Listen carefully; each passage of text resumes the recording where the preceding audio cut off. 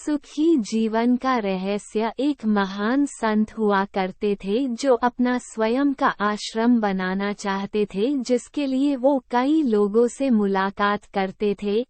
एक जगह से दूसरी जगह यात्रा के लिए जाना पड़ता था।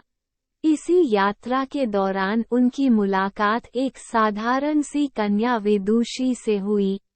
विदुषी ने उनका स्वागत किया और संत से कुछ समय कुटिया में रुककर आराम करने की याचना की।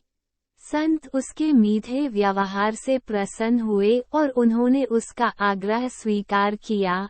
विदुषी ने संत को अपने हाथों का स्वादिष्ट भोज कराया और उनके विश्राम के लिए खटिया पर एक दरी बिछा दी और खुद फर्श टाट बिछा कर सो गई।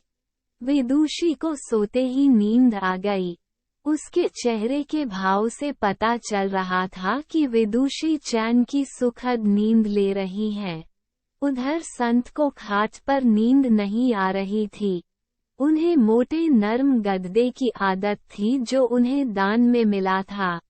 वो रात भर विदुषी का सोच रहे थे कि वो कैसे इस कठोर जमीन पर इतने चैन से सो सकती है।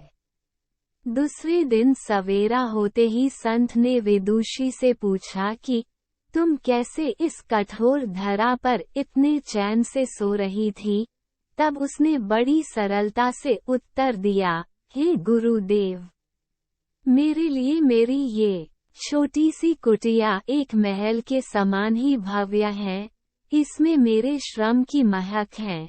अगर मुझे एक समय भी भोजन मिलता है तो मैं खुद को भाग्यशाली मानती हूँ।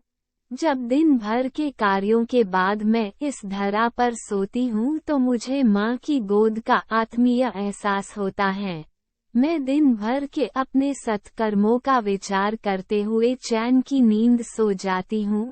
मुझे एहसास भी नहीं होता कि मैं इस कठोर धरा पर हूँ।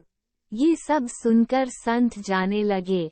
तब विदुषी ने पूछा, हे गुरुवर, क्या मैं भी आपके साथ आश्रम के लिए धन एकत्र करने चल सकती हूँ?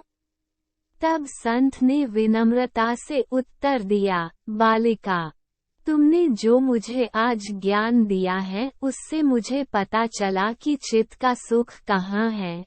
अब मुझे किसी आश्रम की इच्छा नहीं रह गई।